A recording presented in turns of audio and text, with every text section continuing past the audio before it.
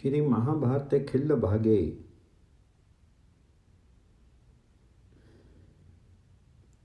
त्रिपंचाशतम अध्याय।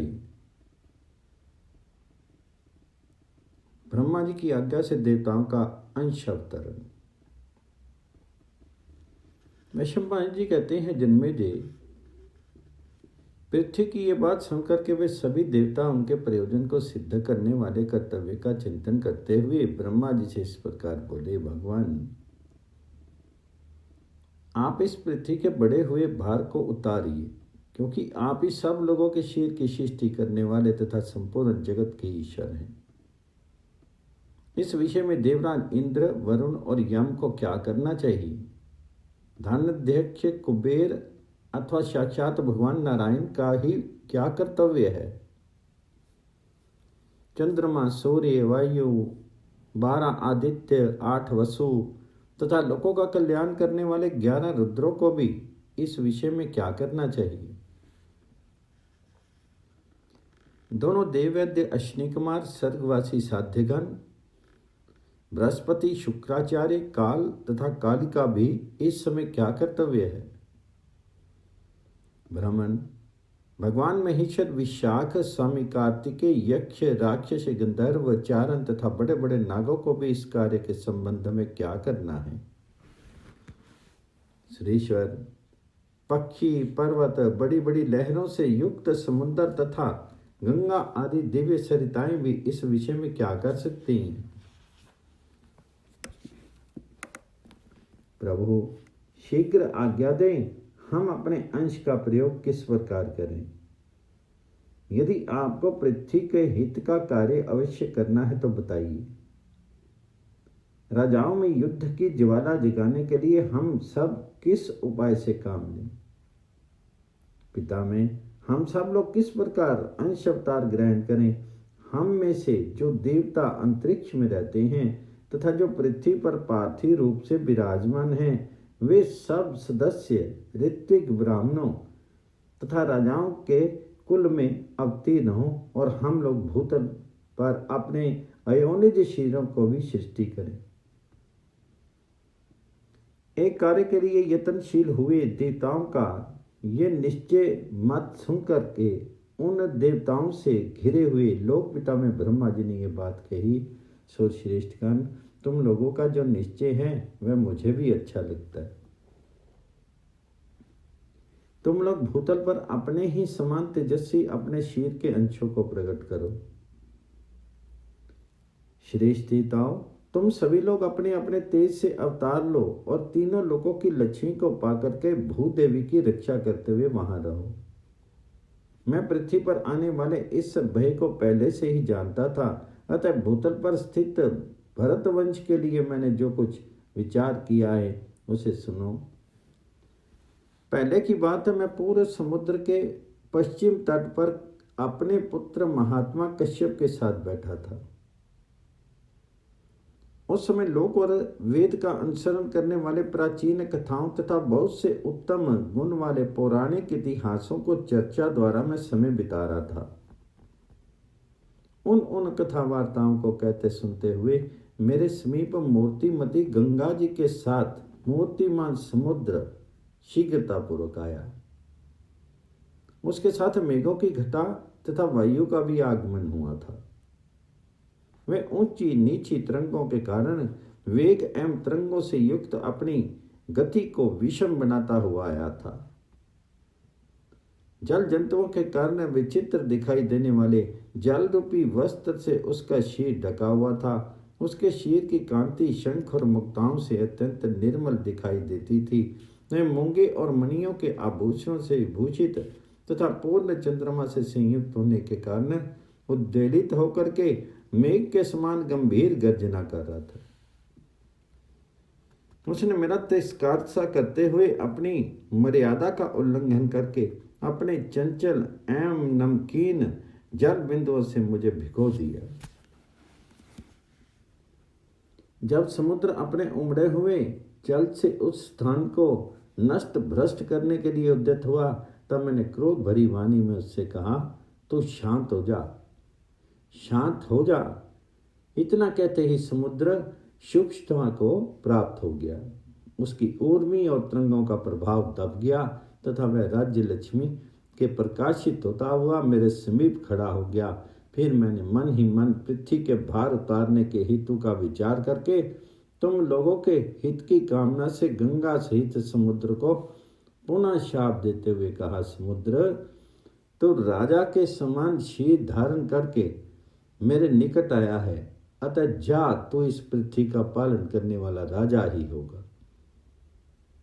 वहां भी अपनी सहज लीला को धारण किए अपने तेज से तू मनुष्यों का भरण पोषण करने वाला तथा भरत वंश का भार वहन करने में समर्थ होगा। शांत हो जा। मेरा इतने कहते ही जो तू शांत होकर के तनुता अर्थात सूक्ष्मता को प्राप्त हुआ है, इसलिए तू सुंदर शरीर से युक्त एवं यशस्वी होकर के संसार में शांतनु नाम से विख्यात होगा। ये विशाल लोचना सर्वांग सुंदरी सरिताओं में श्रेष्ठ मूर्तिमती गंगा भी वहां तुम्हारी सेवा में उपस्थित होगी। मेरे ऐसा कहने पर शोभ से भरा हुआ समुद्र मेरी ओर देख करके बोला, देव देवेश्वर, आपने मुझे शाप क्यों दिया? मेरा ये शीर तो आपकी आज्ञा का पालक है, आपने ही इसकी रचना की है और ये सदा आपकी सेवा में ही तत्पर रहता है। मैं आपका पुत्र हूं। आपने स्वयं ही मुझे ऐसे वचनों द्वारा जो आपके और मेरे अनुरूप नहीं है शाप कैसे दे दिया? भगवान, आप ही कृपा से पूर्णिमा के दिन में बड़े वेग के साथ बढ़ जाता हूं। ब्राह्मण, इस सहज नियम से प्रेरित होकर के यदि मैं अपनी मर्यादा से विचलित हो गया तो इससे मेरा क्या दोष है? भगवान, आज पूर्णिमा के दिन प्रबल वायु के द्वारा फेंके गए मेरे जल से यदि आपका स्पर्श हो गया, आप भीगे, तो इससे मुझे शाप प्राप्त होने का क्या कारण है? उठी हुई प्रचंड आंधी, बढ़े हुए महान मेघ और उगे हुए चंद्रमा से युक्त पूर्णिमा का पर्व, इन तीन कारणों से मैं शुद्ध उद्वेलित हो उठा था।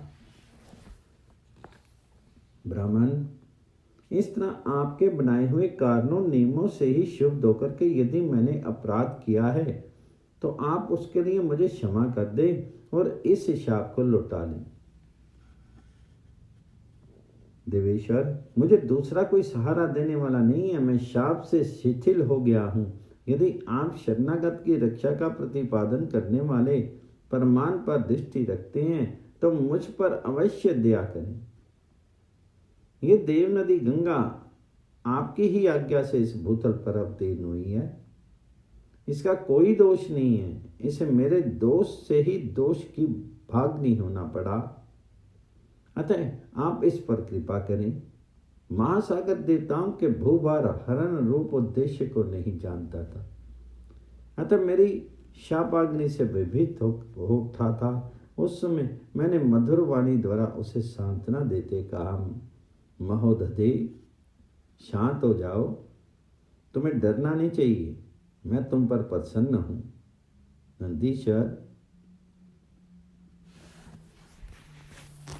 नदीश्वर, इस शाप में जो भावी कारण उद्देश्य हैं उसे बताता हूं, सुनो।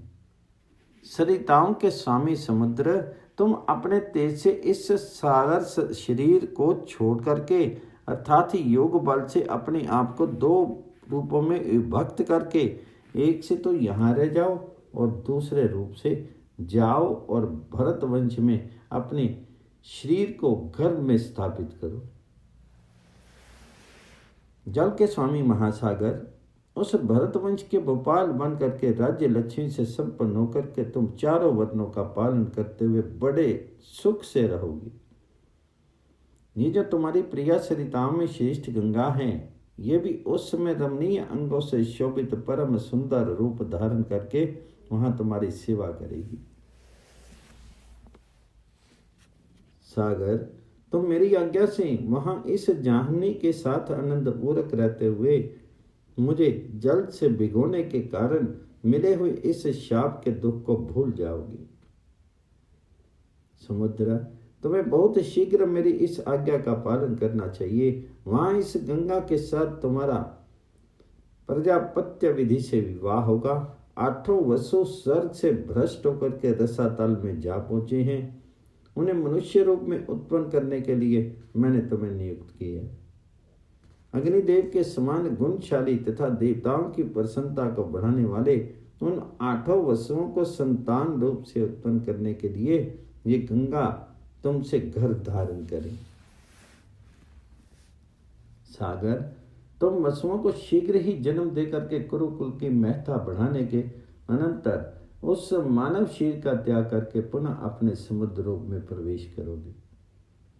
सूर्यश्रेष्ठगण, इस प्रकार मैंने भविष्य में होने वाले पृथ्वी के राज समूह रूपी भार को देख करके तुम्हारे हित के लिए पहले ही ये कार्य कर दिया है।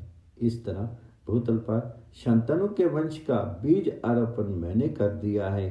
स्वर्ग में रहने वाले जो वसु थे वे गंगा के गर्भ से उत्पन्न हो चुके और उनमें से 7 वसु यहाँ आ गए, परंतु एकमात्र 8वां वसु गंगा का पुत्र होकर के अब तक वहां पृथ्वी पर ही लटक रहा है। शांतनु की दूसरी पत्नी सत्यवती के साथ पति का समागम होने पर भीष्म की अपेक्षा जो दूसरा पुत्र उत्पन्न हुआ था उसका नाम विचित्रवीर्य था। वह कुरुकुल का तेजस्वी एवं प्रतापी राजा था। विचित्रवीर्य के 2 पुत्र इस समय पृथ्वी पर वर्तमान हैं। वे दोनों ही राजा एवं पुरुषों में श्रेष्ठ हैं। धृतराष्ट्र और पांडु नाम से उनकी ख्याति है। उनमें से पांडु की 2 शोभा संपन्न सुंदरी पत्नियां हैं जो देवांगनाओं के समान रूपवती हैं। उनके नाम है कुंती और माद्री। राजा धृतराष्ट्र की एक ही पत्नी है जो इस भूतल पर गंधारी के नाम से विख्यात है। वह पति के समान आचार से रहने वाली थी, सदा पतिव्रत्य धर्म का पालन करने वाली है। उन दोनों राजाओं के पुत्रों में महान युद्ध होने वाला है। तुम लोग उन्हीं के पक्ष और विपक्ष में पृथक पृथक अपने वंश उत्पन्न करो। उनके पैतृक राज्य के बंटवारे संबंध में विवाद होने पर बड़ा भारी संग्राम छिड़ जाएगा और उसमें बहुत से नरेशों का विनाश होगा। वह महान युद्ध प्रलय काल के समान भयंकर एवं संहारकारी होगा। जब सेना सहित राजा लोग उसी युद्ध में उपस्थित होंगे उस समय एक दूसरे से लड़ भिड़ करके उन सब की शांति मृत्यु हो जाएगी। उस दिशा में इस भूतल के सभी नगर और राष्ट्र निर्जन से हो जाएंगे और यह पृथ्वी शिथिलता को प्राप्त हो जाएगी। द्वापर युग के अंत में घटित होने वाले इस भावी विनाश को मैंने पहले से ही देख लिया है। उस समय अपने सैनिक मनुष्यों सहित समस्त भोपाल शस्त्रों द्वारा विनिष्ट हो जाएंगे। उससे युद्ध से जो लोग बच जाएंगे उन्हें रात में अचेत होकर के सोते हुए समय भगवान शंकर का अंशभूत अश्वत्थामा अग्नि तुल्य अस्त्र के तेज से जला करके भस्म कर डालेगा। प्रलय काल के समान वह क्रूरतापूर्ण विनाश कांड जब समाप्त हो जाएगा तब मैं ये कहूंगा कि तीसरा द्वापर युग समाप्त हो गया। परमेश्वर विष्णु के पूर्णतम अंश स्वरूप भगवान श्री कृष्ण के परम धाम को पधारने पर अत्यंत भयंकर अंतिम युग कली की प्रवृत्ति होगी जो देखने में बड़ा ही दारुण है। उस समय मनुष्यों में प्रायः अधर्म की स्थिति होगी। धर्म की बहुत कम लोग ग्रहण करेंगे। उनमें सत्य का संयोग नहीं रहेगा और सब में असत्य का संग्रह बढ़ेगा। रुद्र और कुमार कार्तिकेय इन्हीं 2 देवताओं का प्रायः सब लोग आश्रय लेंगे। संसार में वृद्ध अवस्था तक जीने वाले अधिक नहीं होंगे देवताओं।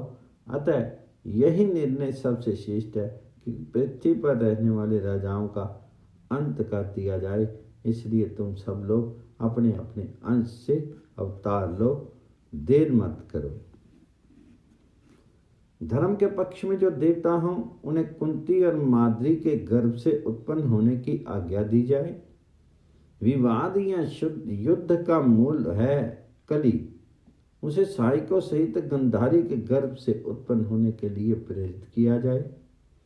काल से प्रेरित हुए राजा इन दोनों पक्षों में से किसी एक का आश्रय लेंगे और पृथ्वी के राज्य की प्राप्ति के लिए लोभ आसक्त होकर के वे सब के सब संग्राम की लालसा रखेंगे। संपूर्ण जगत को धारण करने वाली यह पृथ्वी अब अपने स्थान को चली जाए। इसके भारभूत राजाओं के विनाश के लिए इस लोक प्रसिद्ध उपाय का अनुष्ठान आरंभ कर दिया गया है। ब्रह्मा जी की यह बात सुनकर के पृथ्वी भूमि पानों के वध के लिए काल के साथ जैसे आई थी वैसे ही लौट गई। तदंतर ब्रह्मा जी ने देवद्रोही दानवों का दमन करने के लिए देवताओं को प्रेरित किया। उन्होंने पुरातन ऋषि नर, पृथ्वी को धारण करने वाले शेषनाग, सनत कुमार, साध्यघन, अग्नि आदि देवता, वरुण, यम, सूर्य, चंद्रमा, गंधर्व, अप्सरा, रुद्र, आदित्य तथा दोनों अश्विनी कुमार, इन सब को अवतार लेने के लिए प्रेरणा दी। तत्पश्चात समस्त देवताओं के पृथ्वी पर अपना अपना अंश उत्पन्न किया। राजन, मैंने तुम्हें पहले आदि पर्व अंश अवतरण के प्रसंग में जैसा बताया है उसके अनुसार दैत्यों और दानवों का विनाश करने वाले वे देवता योनिज और अयोनिज रूप से पृथ्वी पर राजा होकर के उत्पन्न हुए। उनके शीर पिंड खजूर के समान पुष्ट और वज्र के तुल्य सुदृढ़ थे। उनमें से कितने ही 10,000 हाथियों के समान बल रखते थे, कितने ही बल के अटूट प्रवाह से संपन्न थे। वे गदा परिधर शक्तियों के आघात सह लेने में समर्थ थे। उनकी भुजाएं परिघों के समान मोटी एवं सुदृढ़ थी। सब के सब सर्वत्र शिखरों द्वारा प्रहार करने वाले तथा परिधों से युद्ध करने में कुशल थे। उनमें से सैकड़ों हजारों वीर देवता वृष्णिवंश, कुरुवंश तथा पांचाल वंश में राजा एवं राजकुमारों के रूप में उत्पन्न हुए थे। कितने ही देवता समृद्धिशाली याज्ञिक ब्राह्मणों के कुलों में प्रकट हुए थे।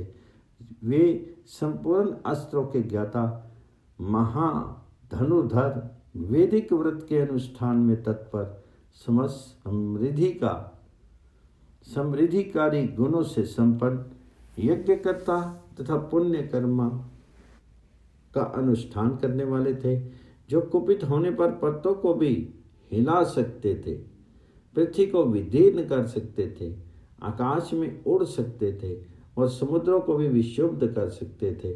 भूत, भविष्य और वर्तमान के स्वामी ब्रह्मा जी उन देवताओं की उपयुक्त आदेश दे करके भगवान नारायण के समस्त लोकों की रक्षा का भार सौंपकर शांत हो गए। जन्मेजय, समस्त प्राणियों का हित साधन करने में सम्मत भगवान विष्णु प्रजावर्ग के हित के लिए इस भूतल पर जिस प्रकार अवतीर्ण हुए थे वह प्रसंग फिर सुनो। राजा ययाति के वंशज बुद्धिमान वसुदेव के आदरणीय कुल में यशोवर्धक कर्म करने वाले भगवान नारायण ने जन्म ग्रहण किया था। इस प्रकार श्री महाभारत के खिल्ल भाग हरिवंश के अंतर्गत हरिवंश पर्व में देवताओं का अंश अवतार विषयक 53वां अध्याय पूर्ण हुआ।